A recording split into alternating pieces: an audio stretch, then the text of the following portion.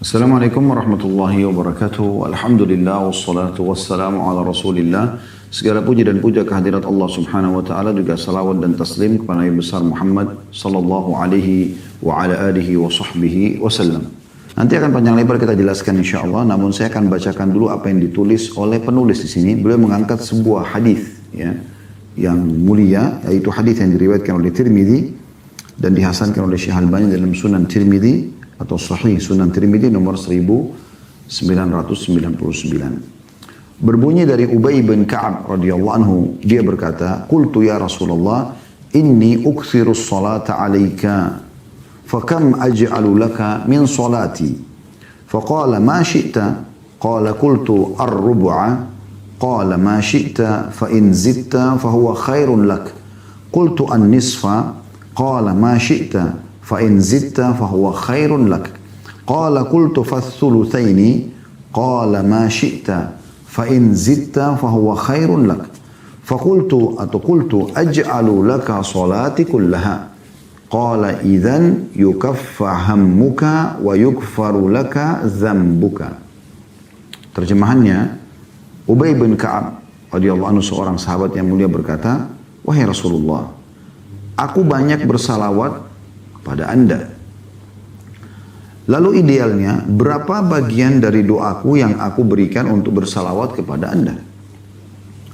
Atau berapa kira-kira waktu yang paling tepat aku siapkan untuk membaca salawat kepada Anda?" Kata Nabi SAW, "Terserah kamu. Bebas." Maka Ubay bertanya, "Bagaimana kalau aku jadikan seperempatnya?" Nabi SAW menjawab, "Terserah padamu. Namun jika kamu mau menambahnya, maka itu lebih baik bagimu." Aku bertanya, "Bagaimana jika setengahnya?" Maka Nabi SAW mengatakan, "Terserah padamu. Namun jika kamu mau menambahnya, maka itu lebih baik bagimu." Aku bertanya, "Bagaimana jika 2/3-nya?" Maka beliau menjawab, "Terserah kamu, atau terserah padamu. Namun jika kamu mau menambahnya, maka itu lebih baik bagimu." Aku berkata lagi, "Aku akan memberikan seluruhnya kepada Anda." Maka beliau SAW menjawab, "Kalau begitu, maka hajat keperluanmu akan dicukupkan dan dosamu akan diampuni." Lalu kata beliau, "Karena itu wahai saudaraku yang mulia, jangan berhenti sejenak pun dari bersalawat kepada Sang Habib atau kekasih kita sallallahu alaihi wasallam, yang Allah jadikan beliau sebagai sebab kita dapat keluar dari kegelapan-kegelapan menuju ke cahaya." Ini yang ditulis oleh Syekh Mahmud Al-Misri. Beliau menyimpulkan bahwasanya kiat atau langkah yang ke-8 agar selamat dari api neraka memperbanyak salawat. Dan hadits ini teman-teman sekalian, Ubay bin Ka'ab menjelaskan kepada kita atau memberikan gambaran kepada kita bagaimana pada saat dia bertanya kepada baginda Nabi SAW agar memberikan beliau kira-kira kiat untuk atau berapa banyak waktu yang dibutuhkan. Kalau saya ingin lowongin untuk berzikir nih, misalnya 1 jam nih ke depan, saya ingin berzikir kepada Allah Subhanahu Wa Taala. Kira-kira berapa banyak yang saya lowongkan dari waktu yang saya sudah siapkan ini untuk membaca salawat? Maka Nabi SAW mengatakan, "Terserah." Lalu dia mengatakan, "Bagaimana kalau seperempatnya?" Jadi kalau 1 jam, seperempatnya saya gunakan untuk salawat. Kata Nabi SAW, "Terserah kamu, tapi kalau kau tambah lebih baik." Maka Ubay mengatakan, "Kalau begitu setengahnya. Kalau saya lowongkan 1 jam, setengah jam saya baca salawat." Kata Nabi SAW, "Terserah kamu, tapi kalau kau tambah lebih baik." Ubay penasaran. Ubay mengatakan, "Kalau gitu 3/4-nya. Kata Nabi SAW, "Terserah kamu, tapi kalau kau tambah lebih baik." Maka Ubay mengatakan, "Kalau begitu ya Rasulullah, kalau saya lowongkan waktu untuk berzikir, maka saya akan khususkan untuk membaca salawat kepada Anda seluruhnya." Maka kata Nabi SAW, "Kalau begitu akan dihilangkan kesusahan hidupmu dan diampuni dosa-dosamu." Jadi memang dari hadits ini berarti menunjukkan tentang keutamaan orang yang membaca salawat kepada Nabi SAW, dan salah satu kiat untuk menghilangkan sumpah sedih permasalahan hidup yang sedang kita hadapi, serta juga pembersihan dosa adalah membaca salawat kepada Nabi sallallahu alaihi wa ala alihi wa sahbihi wasallam. Baik teman-teman sekalian, itu yang ditulis oleh Syekh Mahmud Al-Misri. Kita coba lebih dalam membahas tentang salawat ini. Beranjak daripada firman Allah subhanahu wa ta'ala yang sangat masyhur dalam surah Al-Ahzab, surah nomor 33, ayat 56, yang membahas tentang masalah ini, ya, masalah salawat. Allah subhanahu wa ta'ala berfirman, dan ini hampir setiap kali khatib Jumat menyampaikan khutbah pasti akan ada, umumnya menyebutkan tentang ayat ini dan mengingatkan agar membaca salawat kepada Nabi SAW. Dan nanti akan kita sebutkan di setiap kegiatan apa sih kita dianjurkan untuk membaca salawat kepada Nabi SAW. Beranjak daripada firman ini dulu, kita bacakan A'udzubillahi minasyaitonirrajim, Al-Ahzab surah nomor 33 ayat 56. Innallaha wa malaikatahu yusalluna 'alan nabi ya ayyuhalladzina amanu sallu 'alaihi wa sallimu taslima. Sesungguhnya Allah dan para malaikatnya bersalawat untuk Nabi. Hai orang-orang beriman, bersalawatlah kamu untuk Nabi dan ucapkanlah salam penghormatan kepadanya. Ibnu Katsir, seorang ahli tafsir yang masyhur, memiliki tafsir Quran Al-Azim namanya, berkata, maksud ayat ini adalah bahwa Allah subhanahu wa ta'ala mengabarkan kepada hamba-hambanya tentang kedudukan hamba dan nabinya Muhammad SAW di sisi Allah di langit, di mana malaikat-malaikat bersalawat untuknya. Lalu Allah subhanahu wa ta'ala memerintahkan makhluk-makhluk yang ada di bumi untuk bersalawat dan salam untuknya, agar pujian tersebut berkumpul untuknya dari seluruh alam, baik yang ada di atas maupun yang ada di bawah. Ya. Artinya ayat ini menunjukkan tentang kemuliaan kedudukan Nabi Muhammad SAW, karena satu-satunya ibadah yang Allah SWT perintahkan, yang Allah juga, ya, melakukan perbuatan itu, yaitu membaca salawat kepada Nabi SAW. Dalam ayat ini dikatakan innallaha wa malaikatuh, sungguhnya Allah dan para malaikatnya. Ya. Kemudian juga Allah perintahkan para malaikat untuk mengucapkan salam hormat ini. Jumlah mereka miliaran di langit sana. Kata Nabi SAW dalam sebuah hadis yang sahih, langit itu mengeluarkan suara karena ada beban yang berat. Karena tidak ada tempat di langit sana ukuran 4 jari manusia, ya, 4 jari, kecuali ada malaikat yang sedang ruku dan sujud. Jumlah mereka sangat banyak. Langit yang begitu luas yang Anda lihat di atas kepala Anda ini dikenal dengan sama'id dunia, atau langitnya dunia. Masih ada 6 lapis langit lagi di atasnya. Allah subhanahu wa ta'ala menjelaskan dalam surah Al-Mulk, A'udzu billahi minasyaitonir rajim, di ayat 3-nya, alladzi khalaqa sab'a samawatin tibaqa. Allah menciptakan 7 lapis langit tibaq, bersusun. Dalam surah Naba Allah mengatakan sab'an shidada, 7 lapis langit yang sangat kokoh, gitu kan. Maka dan banyak ayat Al-Qur'an yang menjelaskan, Allah menyebutkan sab'a samawat, 7 lapis langit. Nah, langit yang Anda lihat adalah langit pertama. Langit pertama. Di atasnya ada langit lagi 6. Dan setiap langit yang di atas itu jauh lebih besar daripada langit yang di bawahnya. Dalam sebuah riwayat dijelaskan bahkan ibarat seperti cincin dibuang di padang pasir. Artinya bumi ini dibandingkan langit pertama seperti cincin dibuang di padang pasir. Langit pertama sama bumi digabung dibanding langit kedua seperti cincin dibuang di padang pasir. Langit ketiga, langit kedua satu dan bumi digabung seperti cincin dibuang di padang pasir sampai langit ketujuh. Bagaimana luasnya langit-langit ini? Dan dipenuhi oleh para malaikat, semuanya itu bersalawat kepada Nabi SAW. Bagaimana orang-orang beriman tidak tersentuh pada saat membaca ayat seperti ini? Sebelum para malaikat, Allah Azza wa Jalla, Allah yang maha mulia dan maha tinggi juga mengucapkan, Allah saja sendiri sudah cukup. Ini Allah perintahkan seluruh malaikat-malaikatnya. Ya. Anda lihat ayat tadi, innallaha wa malaikatahu, malaikat jamak daripada malak, dari seluruh malaikat. Semuanya. Lalu kemudian setelah penghuni langit semuanya Allah suruh salawat kepada Nabi SAW, Allah perintahkan juga, ya ayyuhalladzina amanu, hai orang beriman, ya, sallu alaihi wa sallimu taslima, ucapkanlah salam kepadanya. Karena perbuatan ini Allah dan malaikat yang mengucapkan salam, maka kalian pun ucapkan salam.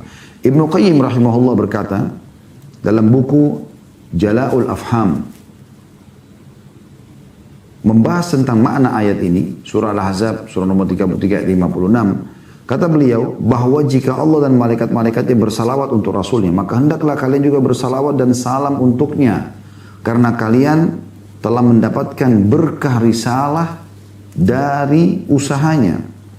seperti kemuliaan, ya, karena kalian mendapatkan berkah risalah dan usahanya seperti kemuliaan di dunia dan di akhirat. Atau akan membawa pada kemuliaan dunia dan akhirat.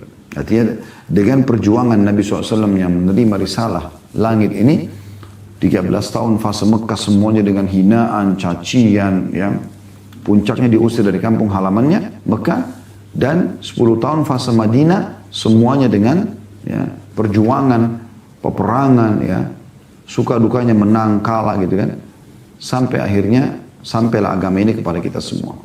Nah, kita harus berterima kasih pada beliau sallallahu alaihi wasallam. Ya. Sementara pemahaman tentang makna salawat sendiri itu banyak dijelaskan oleh para ulama. Namun yang menarik adalah apa yang disampaikan oleh Abu Aliyah rahimahullah. Beliau mengatakan sesungguhnya salawat dari Allah itu adalah berupa pujian bagi orang yang bersalawat untuk beliau di sisi malaikat-malaikat yang dekat. Imam Bukhari meriwayatkan dalam sahihnya dengan komentar yang kuat, dan ini mengkhususkan dari rahmat Allah yang bersifat umum. Ya. Artinya Allah pun, ya, mengucapkan salawat ini, artinya Allah memuji nabinya. Allah memuji nabinya. Sementara salam artinya keselamatan dari segala kekurangan dan bahaya. Kita seperti mendoakan Nabi SAW agar selalu seperti itu. Dan memang Allah memberikan beliau kemuliaan itu tentunya.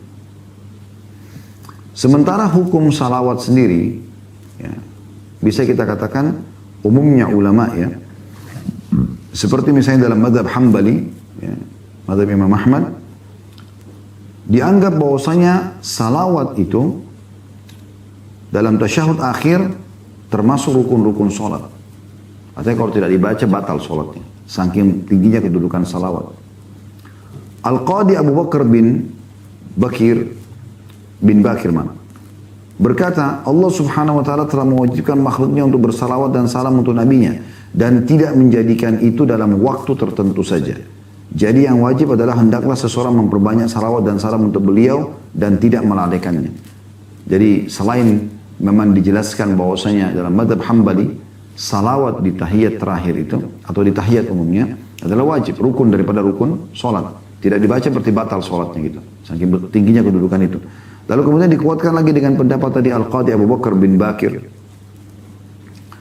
Beliau mengatakan bahwasanya salawat justru bukan hanya di sholat, bahkan lebih luas daripada itu. Setiap kali mendengar namanya dan setiap kali ada kesempatan, maka membaca salawat bagian daripada anjuran, ya, dan kewajiban. Waktu-waktu yang dianjurkan untuk membaca salawat kepada Nabi SAW, yang pertama sebelum berdoa. Sebelum berdoa. Jadi Anda anjurannya pada saat lagi mau berdoa, baca dulu puji Allah subhanahu wa ta'ala. Misalnya minimal Anda mengatakan Alhamdulillah. Kalau Anda bisa puji Allah lebih banyak lagi, bagus. Gitu kan? Kemudian setelah itu Anda baca salawat kepada Nabi SAW.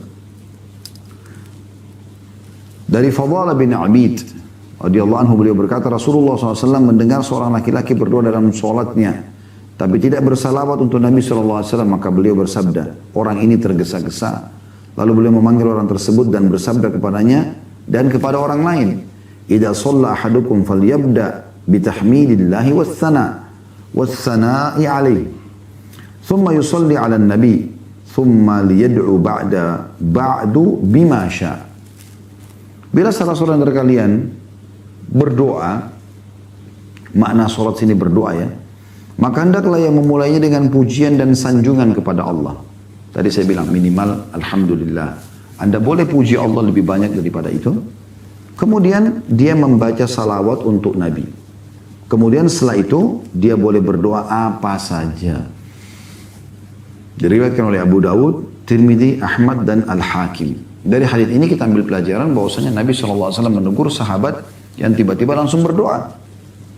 Maka Nabi SAW bilang, sebelum kau sampaikan hajatmu, mulailah dengan puji Allah dan salawat kepada Nabi SAW. Walaupun di sini ada penjelasan juga para ulama, kalau doa-doa itu sudah ditentukan waktunya, ya, tempatnya, misalnya orang doa masuk kamar mandi, doa keluar kamar mandi misalnya, ya. Atau misalnya doa menggunakan pakaian, melepas pakaian, ya, keluar rumah, masuk rumah, ini sudah ada penentuannya. Maka tanpa memulai dengan pujian Allah dan salawat pun tidak ada masalah. Tapi kalau Anda punya hajat, Anda ingin sampaikan doa secara khusus kepada Allah, mulailah dengan pujian kepada Allah dan juga salawat kepada Nabi Sallallahu Alaihi Wasallam. Dan sebuah hadis riwayat Tabarani, hadis yang mulia mengingatkan kita juga tentang masalah ini. Sabda Nabi SAW, "Ad-du'a'u mahjubun hatta yusalli yad-da'i ala Nabi Sallallahu Alaihi Wasallam." Doa itu akan terhalangi, tidak diterima sama Allah, hingga orang tersebut yang berdoa membaca salawat untuk Nabi Sallallahu Alaihi Wasallam. Ibnu Atha berkata rahimahullah, doa itu memiliki rukun-rukun, sayap-sayap, sebab-sebab dan waktu-waktu. Bila bertepatan dengan rukun-rukunnya, maka doa itu menjadi kuat. Bila sesuai dengan sayap-sayapnya, maka ia akan terbang ke langit. Bila sesuai dengan waktu-waktunya, maka ia akan beruntung. Dan bila bertepatan dengan sebab-sebabnya, maka ia akan berhasil. Adapun rukun-rukunnya adalah menghadirkan hati. Ya. Harus berdoa dalam kondisi hatinya hadir. Karena kata Nabi SAW, "Udu'u rabbakum muqinuna bil ijabah." Berdoalah kalian kepada Tuhan kalian dalam kondisi kalian penuh keyakinan akan diijabah. Fa inna Allah la yaqbalu du'a min qalbin ghafil. Karena Allah tidak akan menerima doa dari hati yang lalai. Jadi harus menghadirkan hati. Kemudian perasaan tunduk, merasa butuh kepada Allah. Ya. Kemudian tenang, ketenangan. Dan ketergantungan hati, ketenangan, kehusyuan, ketergantungan hati. Rukun-rukunnya kata beliau adalah itu, menghadirkan hati, perasaan tunduk, ketenangan, kehusyuan, ketergantungan hati kepada Allah. Sementara sayap-sayapnya yang membawa terbang ke langit adalah jujur, waktu-waktunya ya, adalah jujur. Sementara waktu-waktunya adalah di saat sahur, dan sebab-sebabnya adalah salawat kepada Nabi SAW. Ini cara memahami bagaimana supaya doa itu diijabah kepada Allah atau oleh Allah Subhanahu Wa Taala. Jadi Ibnu Atha sekali lagi mengatakan doa-doa itu memiliki rukun-rukun, ya, sayap-sayap, sebab-sebab dan waktu-waktu. 4 hal ini. Bila bertepatan dengan rukun-rukunnya maka doa itu akan menjadi kuat. Jika sesuai dengan sayap-sayapnya maka ia akan terbang ke langit. Bila sesuai dengan waktu-waktunya, maka ia akan beruntung. Dan bila bertepatan dengan sebab-sebabnya, maka ia akan berhasil. Lalu beliau rincikan, adapun rukun-rukunnya adalah menghadirkan hati, perasaan tunduk, ketenangan, kehusyuan, ketergantungan kepada Allah. Sementara sayap-sayapnya, tadi kan untuk kokoh punya rukun-rukun. Sayap-sayapnya supaya bisa terbang ke langit adalah jujur. Bukan karena ingin dipuji oleh orang, memang jujur ingin beribadah kepada Allah Subhanahu Wa Taala. Waktu-waktunya yang paling mustajab adalah sepertiga malam di waktu sahur ya. Dan sebab-sebabnya agar diterima oleh Allah membaca salawat kepada Nabi Sallallahu Alaihi wa ala alihi wa sahbihi wasallam. Ini yang pertama, anjuran untuk membaca salawat sebelum berdoa. Ya, sebelum Anda sampaikan hajat Anda. Yang kedua, ketika tersebutkan nama beliau Sallallahu Alaihi Wasallam, ini sangat ditekankan untuk mengucapkan. Kayak kita bilang Nabi Sallallahu Alaihi Wasallam, maka kita selalu kata Nabi bersabda Sallallahu Alaihi Wasallam selalu. Pernah dalam satu majelis ditanya di Masjid Nabawi oleh seseorang kepada syekh pemateri di situ, apakah kami harus mengucapkan dalam majelis seperti ini setiap kali mendengar kata Nabi Sallallahu Alaihi Wasallam atau Nabi disebutkan kita membacakan salawat atau cukup satu kali saja? Maka kata syekhnya, jawab setiap kali disebutkan nama beliau. Kenapa engkau haramkan dirimu dari kewajiban yang telah Allah bebankan agar engkau mendapatkan pahala dan engkau berdosa kalau meninggalkannya? Maka setiap kali disebutkan baca. Ya. Disebutkan dalam sebuah hadis Nabi SAW, hadis riwayat Tirmidzi dan juga Al-Hakim. Kata Nabi SAW, ragama anfu rajulin dzukirtu indahu falam yusalli alayya. Sungguh celaka seseorang yang namaku disebutkan di sisinya lalu ia tidak bersalawat untukku. Sallallahu Alaihi Wasallam. Berarti setiap saat kita baca salawat ini. Setiap saat. Sudah menjadi ya, rutinitas seorang muslim, di saat disebutkan nama Nabi SAW, mereka mengucapkan sallallahu alaihi wasallam. Jadi perbanyak salawat. Salawat yang paling sederhana, yang paling ringan, yang pernah kami sampaikan di beberapa ceramah, Allahumma salli ala Muhammad, Allahumma salli ala Muhammad, Allahumma salli ala Muhammad. Ini yang paling sederhana dan paling cepat Anda bisa selesaikan. Anda bisa memperbanyak ya. 1 menit Anda bisa baca 100-an. Allahumma salli ala Muhammad, Allahumma salli ala Muhammad, Allahumma salli ala Muhammad, Allahumma salli ala Muhammad. Tapi ingat, tetap full konsentrasi dan benar ya. Jadi jangan tidak jelas gitu ya. Allahumma salli ala Muhammad, Allahumma salli ala Muhammad. Anda mau lebih afdal, Anda baca salawat Ibrahim. Allahumma salli ala Muhammadin wa ala ali Muhammadin kama sallaita ala Ibrahim wa ala ali Ibrahim innaka Hamidum Majid wa barik ala Muhammadin wa ala ali Muhammad kama barakta ala Ibrahim wa ala ali Ibrahim innaka Hamidum Majid. Anda juga bisa bilang sallallahu alaihi wasallam, Anda bisa bilang alaihi salatu wassalam. Yang keempat, salawat untuk Nabi ketika menulis surat atau apa yang ditulis setelah basmalah. Sebagaimana Al-Qadhi Iyad berkata, inilah saat-saat yang tepat untuk bersalawat yang telah banyak dilakukan oleh umat ini tanpa ada yang menentang dan mengingkarinya. Dan tidak pula pada periode-periode awal. Lalu terjadi penambahan pada masa pemerintahan Bani Hashim, Daulah Abbasiyah, lalu diamalkan oleh umat manusia di seluruh dunia. Ya. Maksudnya adalah setiap kali nulis, ya, Alhamdulillah wassalatu wassalamu ala Rasulillah. Nah, gitu. Anda nulis apapun, Anda selalu ikutkan begitu. Dan itu sudah turun-temurun dinukil dari para sahabat. Ya.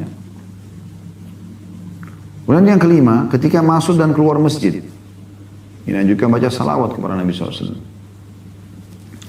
Sesuai dengan hadis Fatimah radhiyallahu anha, bahwasanya Rasulullah SAW bersabda, bila kalian akan memasuki masjid maka ucapkanlah Bismillahi wassalamu ala Rasulillah. Ya. Allahumma salli ala Muhammadin wa ala ali Muhammadin waghfir lana wa sahhil lana abwaab rahmatik. Ini salah satu jenis doa yang masuk ke masjid ya. Dengan nama Allah, salam untuk Rasulullah, ya Allah salawatlah untuk Muhammad dan keluarga Muhammad sallallahu alaihi wasallam. Ampunilah kami dan mudahkanlah ya, bagi kami pintu-pintu rahmat-Mu. Ada juga beberapa lafaz di sini ya.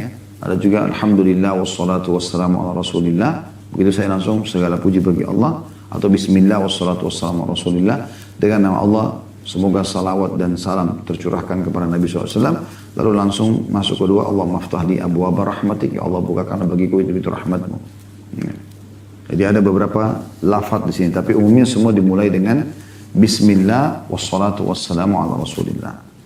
Dan bila keluar ya, dari masjid, maka mengucapkan hal yang sama. Ya. Bismillah wassalamu ala Rasulillah, Allahumma salli ala Muhammadin wa ala ali Muhammad. Ya. Lalu ditambah waghfir lana, ampunilah kami. Kemudian wasahhil lana abwaab fadlik, mudahkanlah bagi kami pintu-pintu karunia. Kalau masuk tadi kan abwaab rahmatik. Ini salah satu lafaz yang disebutkan oleh Ibnu Majah dan Tirmidzi. Ada juga riwayat lain, Bismillah wassalatu wassalamu ala Rasulillah. Ini pada saat keluar ya. Allahumma aftah li abwaaba fadlika, Allahumma asimni minasyaitonir rajim. Ya Allah bukakanlah pintu-pintu karuniamu dan selamatkan aku dari syaitan yang terkutuk. Disebutkan oleh para ulama tentang masalah jenis-jenis salawat yang paling afdal.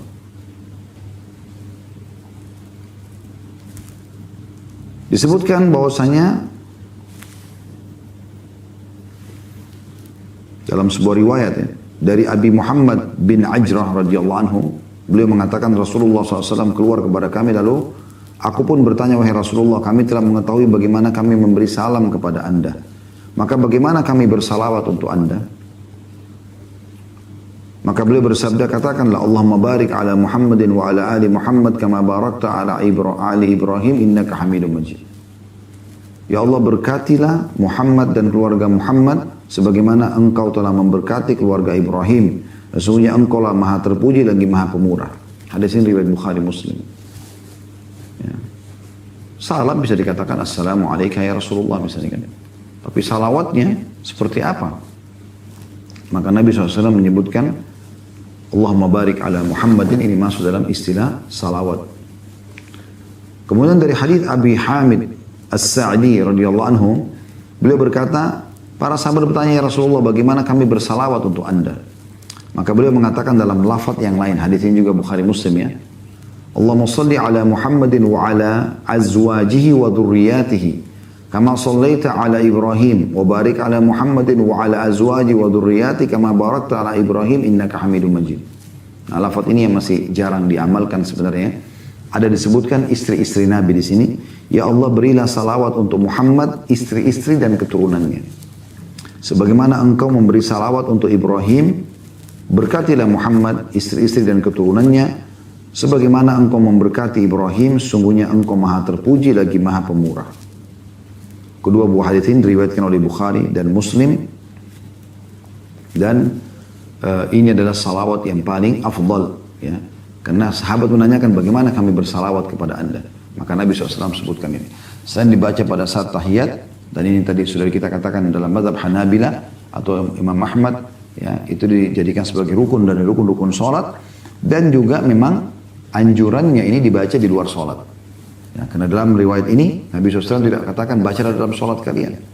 Walaupun memang sebagian ulama pada saat menyusun doa-doa yang dibaca sebelum salam, salawat yang dibaca, kemudian baru ada doa-doa sebelum salam, maka lafaz ini disebutkan.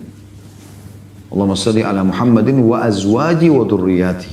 Jadi ada penyebutan tentang istri-istri Nabi alaihin ridwanullah alaihinna. Dan ini menandakan istri-istri Nabi masuk dalam ahli bait, ya, keluarga Nabi SAW. Tidak seperti yang diucapkan oleh orang-orang Syiah kalau istri-istri Nabi tidak masuk dalam ahli bait. Nah, itu sudah dijelaskan, salawat pun dibaca untuk para istri-istri Nabi. Kemudian juga ada anjuran untuk membaca salawat itu, teman-teman sekalian.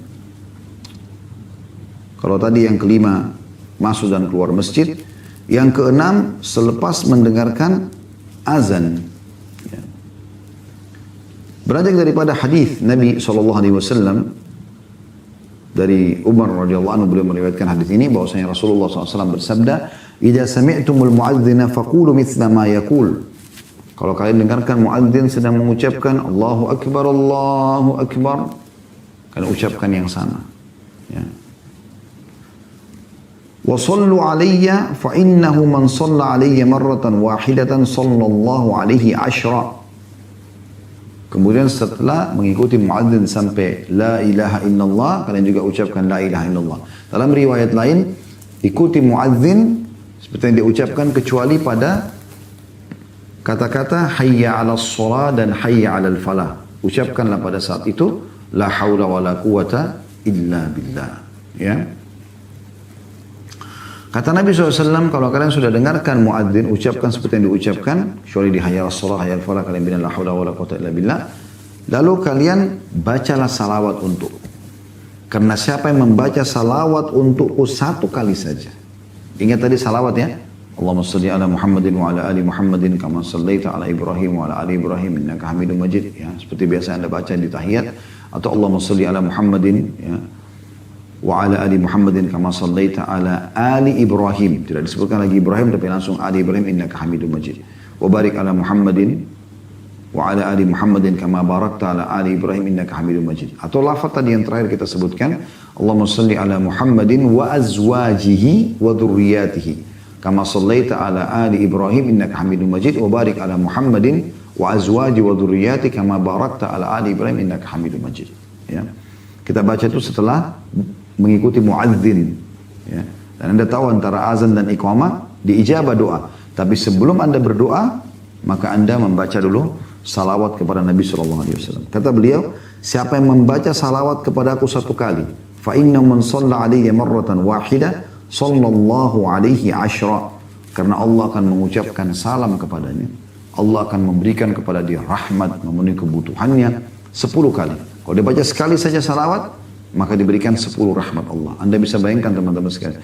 Andai saja ini dibalik, Kalau seandainya mengucapkan 10 kali salawat kepada Nabi SAW, dibalas 1 rahmat Allah, udah cukup.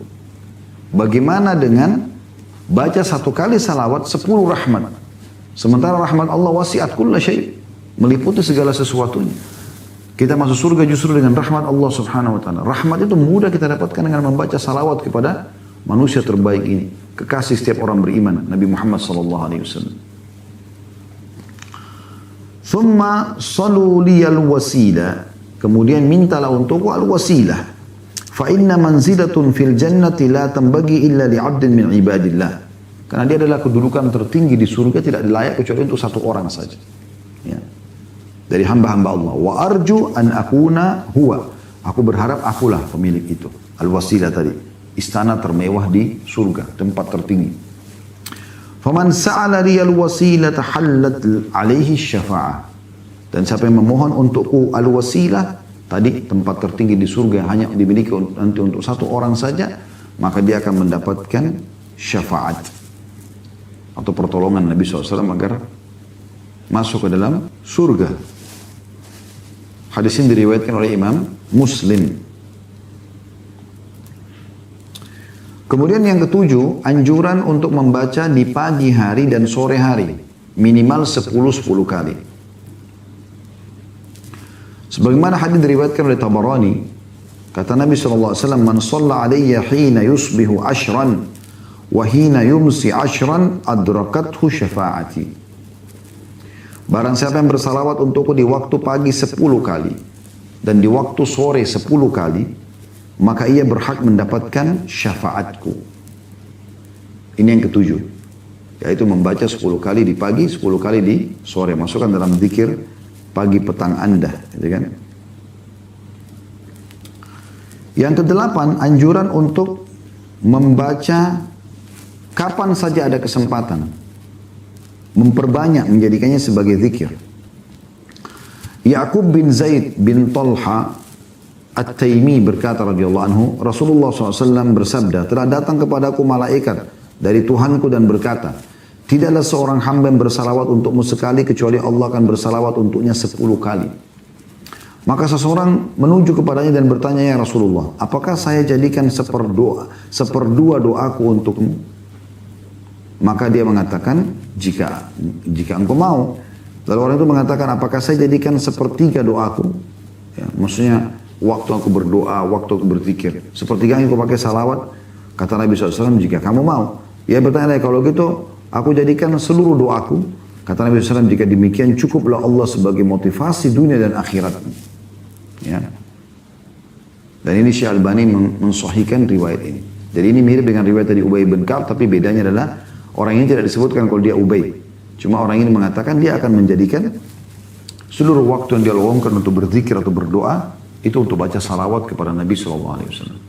Maka kata Nabi SAW, kalau riwayat Ubay tadi, dihilangkan kesusahanmu, ya, sumpahmu, sedihmu, dan ya, diampuni dosamu. Kalau di sini, jika demikian kau lakukan, setiap kau luangin waktu, selalu salawat saja yang kamu baca, kapan saja, tanpa sebab pun, maka Allah akan menjadi pencukupmu, ya, untuk menyelamatkan dunia dan akhirat.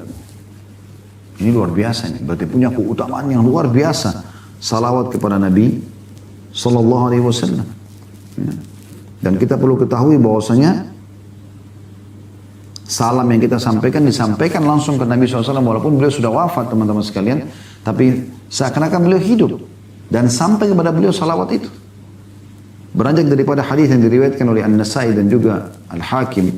Ya. Dan ini hadis yang sahih dari Abdullah bin Mas'ud radhiyallahu anhu bahwasanya Nabi SAW bersabda, Inna lillahi malaikatan sayyahin yuballigunani min ummatis salam. Sesungguhnya Allah memiliki malaikat-malaikat yang berkeliling-keliling. Tugas mereka apa? Menyampaikan salam kepadaku dari umatku. Setiap kita sampaikan sallallahu alaihi wasallam, langsung disampaikan kepada beliau sallallahu alaihi wasallam. Siapa yang tidak bangga teman-teman sekalian, selain memang ini ibadah kepada Allah SWT, kita seperti sedang komunikasi dengan Nabi SAW walaupun tidak secara langsung. Salawat kita begitu mengatakan Allahumma salli ala Muhammad sallallahu alaihi wasallam, disampaikan kepada beliau. Pengikutmu si fulan telah mengucapkan salam kepadamu. Hari ini sekian ratus, hari ini sekian puluh, hari ini sekian ribu. Ya.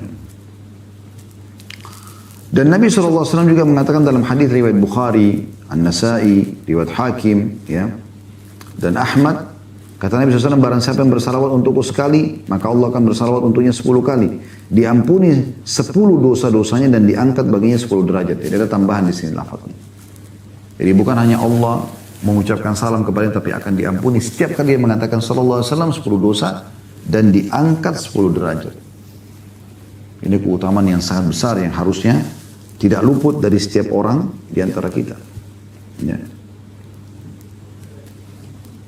Begitu juga dengan hadis yang marfu' dari Abdullah bin Mas'ud radhiyallahu anhu. Dalam hadis riwayat Tirmidzi dan dihasankan oleh beliau, diriwayatkan oleh Ibnu Hibban.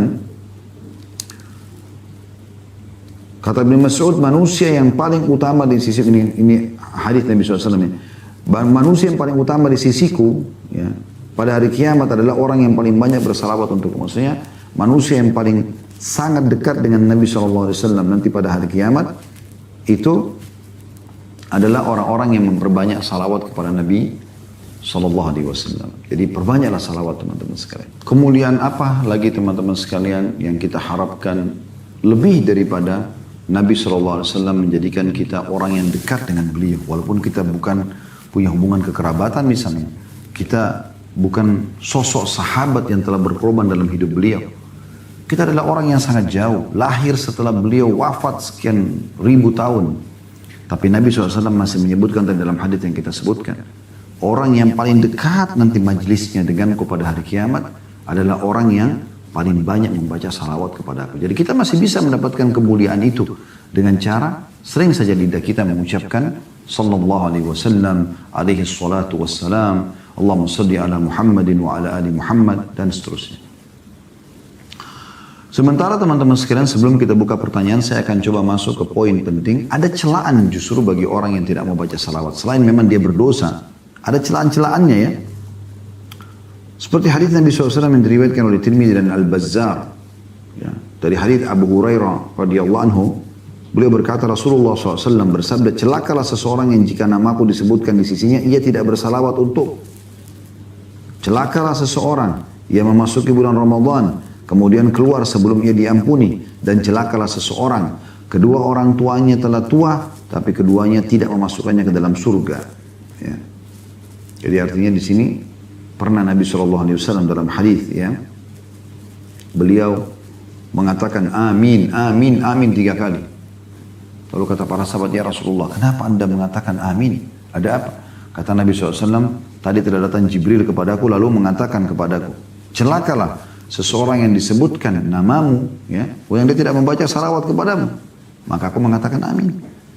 Lalu kemudian Jibril mengatakan, celakalah orang yang mendapati Ramadan, kemudian Ramadan itu pergi, sementara dia belum diampuni. Kalau Ramadan aja bulan yang mulia tidak bisa dia menjadi orang baik, lalu kapan dia menjadi orang baik?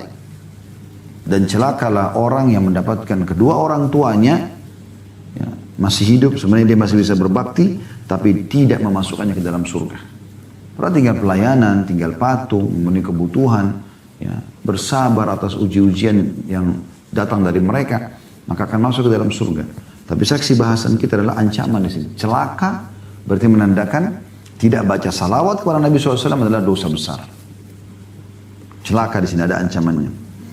Kemudian dari hadis Ali bin Abi Thalib radhiyallahu anhu dalam hadis ya, yang juga disahihkan oleh An-Nasai, Tirmidzi dan At-Tabarani.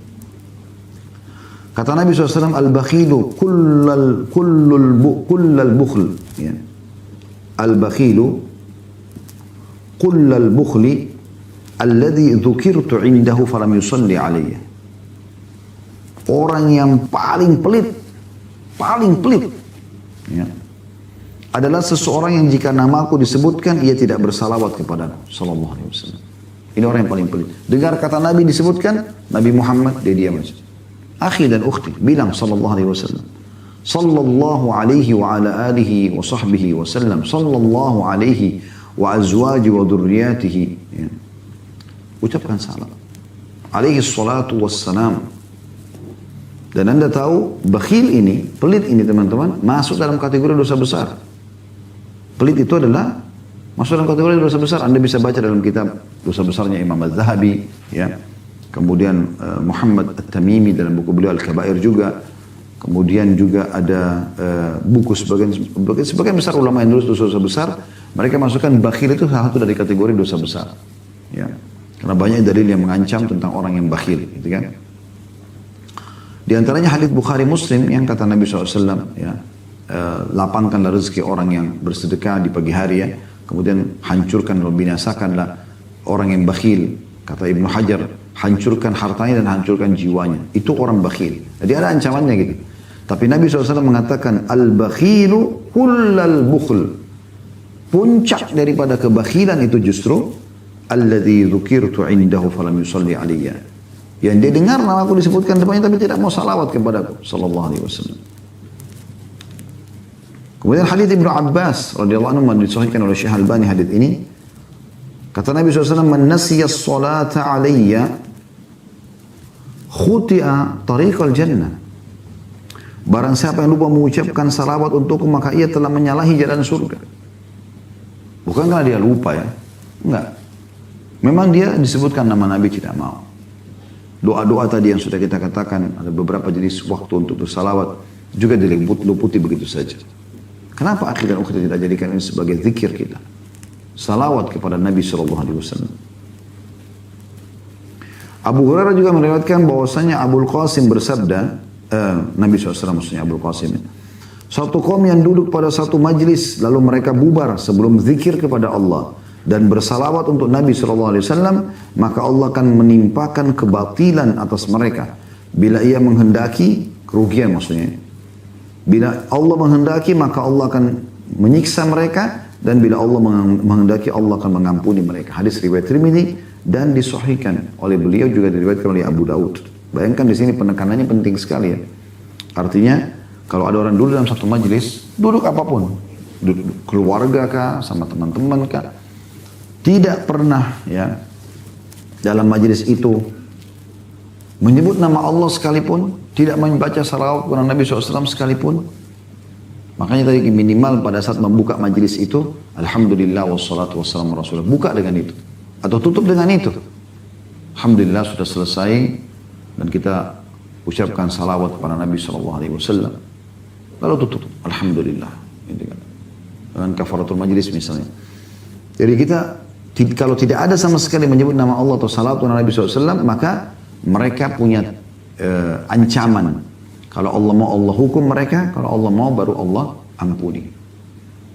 Jadi terancam sekali. Maka ini menyebabkan kenapa menjauh salawat kepada Nabi SAW adalah bagian daripada, ya, kewajiban dan dosa besar kalau meninggalkannya, gitu.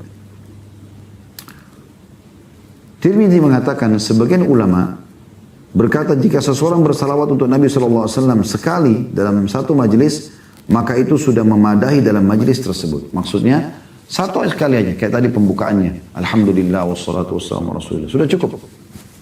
Sudah selamat daripada ancaman dari hadis dalam hadis tadi. Atau pada saat dia mau bubar, atau pada saat dalam majlis sempat disebutkan Nabi SAW bersabda begini loh, misalnya. Sudah cukup itu. Mewakili untuk menyelamatkan majlis tersebut dari ancaman yang disebutkan dalam hadis tadi. Ya. Tinggal teman-teman sekalian perlu kita garis bawahi poin penting juga. Salawatlah sesuai dengan apa yang dicontohkan oleh baginda Nabi SAW. Perbanyak aja salawat itu. Perbanyak aja salawat itu. Terus saja Anda baca itu. Karena salawat yang sudah dicontohkan udah pasti-pasti akan mendapatkan pahala, gitu kan. Jadi Anda coba baca sesuai dengan panduan Nabi SAW, maka akan jauh lebih sesuai dengan apa yang diharapkan dari balasan pahala dan juga mendapatkan apa yang sudah dijanjikan oleh Allah Subhanahu wa taala, ya.